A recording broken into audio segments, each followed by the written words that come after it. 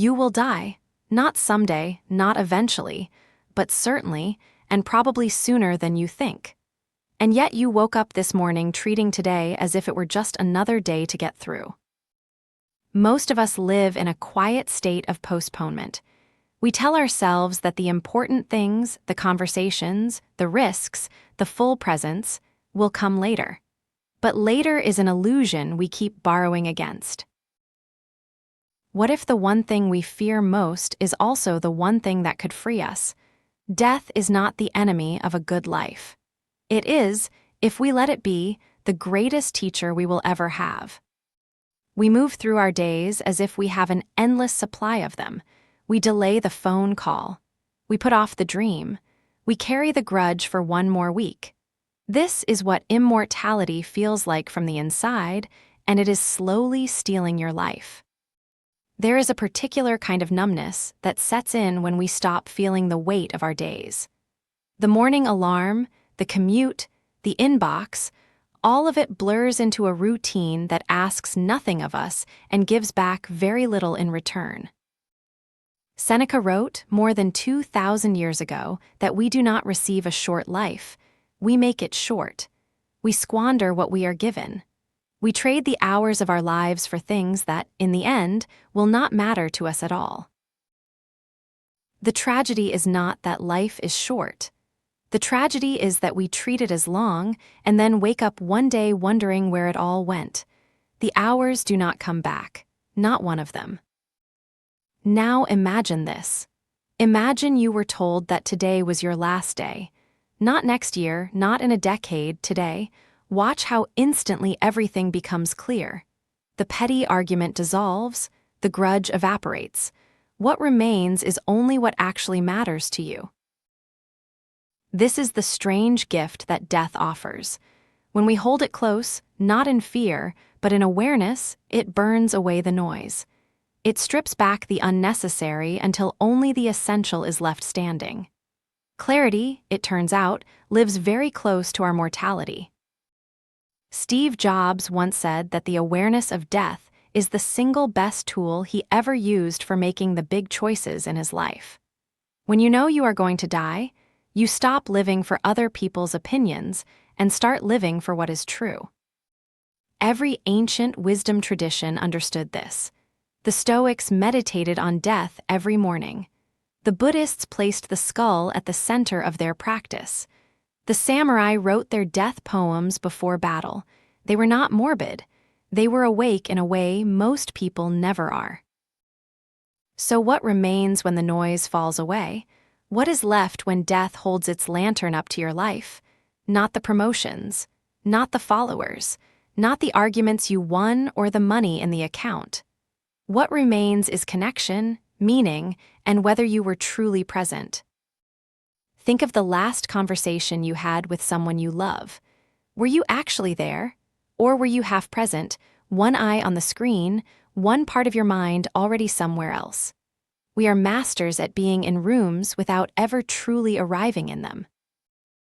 We spend enormous energy managing our image, how we appear to colleagues, to strangers on the internet, to people whose names we will forget.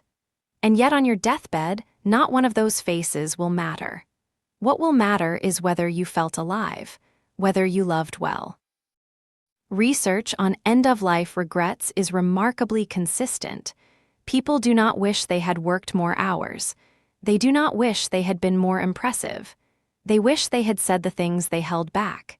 They wish they had chosen joy more often and fear less often.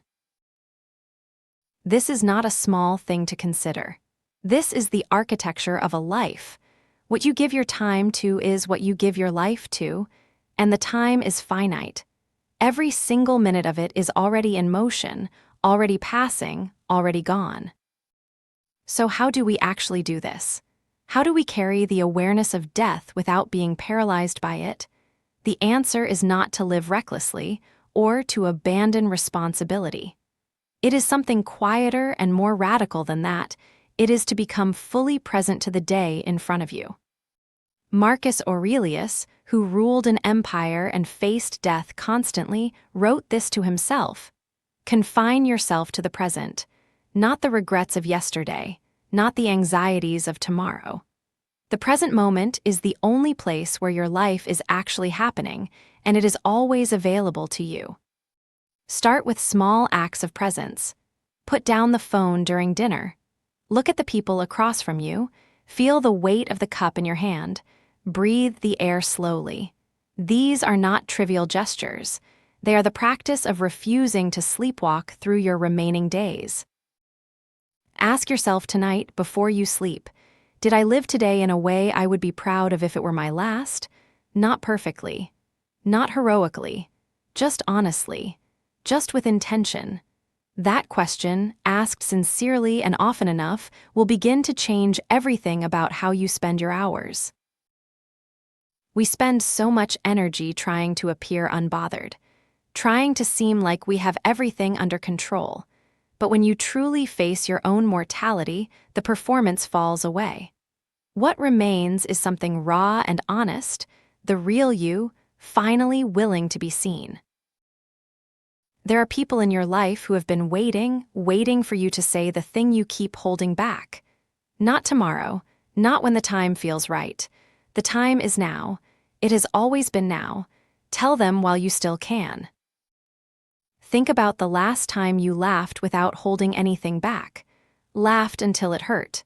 That kind of joy is available to you every single day, but only if you stop waiting for permission.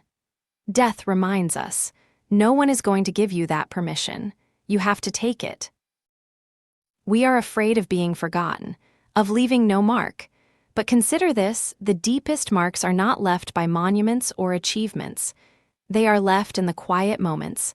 A kindness extended, a truth spoken, a hand held in the dark. These are what echo forward. Imagine standing at the edge of your life, looking back. The question will not be how much you earned or how productive you were. The question will be simpler and far more piercing. Did you live, not exist, live? Did you let yourself actually be here, fully present, fully awake? Here is what death teaches if we let it. It teaches us that this ordinary Tuesday, this unremarkable, forgettable, ordinary day, is the only kind of day we ever actually get. And it is more than enough. It has always been more than enough. We just forgot to notice. Clarity does not come from having more time. It comes from knowing that time is finite. That knowledge, if you truly sit with it rather than push it away, becomes the most powerful force you will ever encounter. It strips away the noise and leaves only what matters most. So let this be the invitation, not to despair, not to fear, but to wake up. To walk outside tomorrow and feel the ground beneath your feet as if for the very first time. To look at the faces of the people you love and truly, finally, see them. Live each day as if it were your last, not with panic, not with recklessness, but with a deep and steady reverence. The way you might hold something fragile and irreplaceable. The way you might listen to music you know you will only hear once. Gently, fully, without looking away. Death is not the enemy of life. Death is its greatest teacher. It is the thing that makes the sunset worth watching, the meal worth savoring, the conversation worth finishing. Without the end, nothing would mean anything. With it, everything shimmers with a quiet, unbearable beauty. You are still here. Right now, in this moment, you are still here. That is not a small thing. That is everything. Go live like you know it.